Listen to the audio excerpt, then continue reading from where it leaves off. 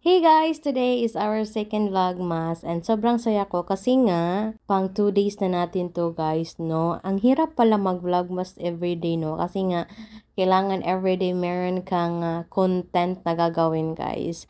Anyway, nagising ako guys na walang tubig as in. Wala talaga akong kaalam-alam guys na wala palang tubig today. So, ang ginawa ko guys, kumuha na lang ako ng water sa CR kasi meron kaming imbak na water doon. At luckily, meron pa kaming isang tawag nito, isang bucket ba na malaki guys para pangligo, ganon, etc. Naglilinis kasi ako at meron akong huhugasan ng mga gamit dyan. While waiting na bumalik yung tubig guys, ay nag-prepare muna ako ng tanghalian ni Mr.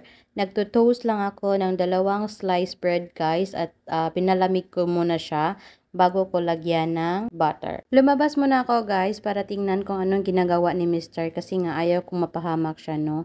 At ayan, nakita ako na nagtritrim pala siya ng grass sa labas guys. Ayan. Sobrang saya niya guys kasi nga nagagawa niya yung mga gawain niya dito sa bahay kapag hindi kami lumabas ng bahay, no? As you can see guys, sobrang liwanag sa labas at makikita mo na may shadow yung mga kahoy, mga puno guys. At saka yung body ni Mr.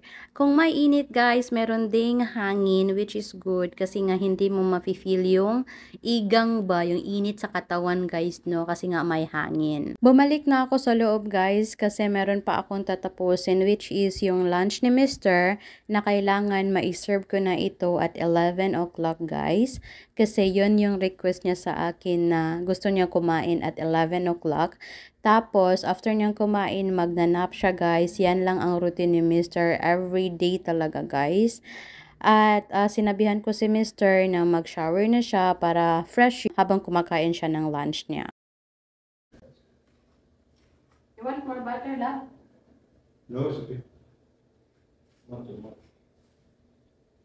The fish is oily also. Alam nyo ba guys, every time na mag-shopping kami ni Mr., bibili talaga kami ng canned food guys. Kasi yun yung mga instant food na mabilis namin kainin guys. Lalo na pag mapagod akong magluto, wala ako sa mood na magluto for my husband, para sa sarili ko.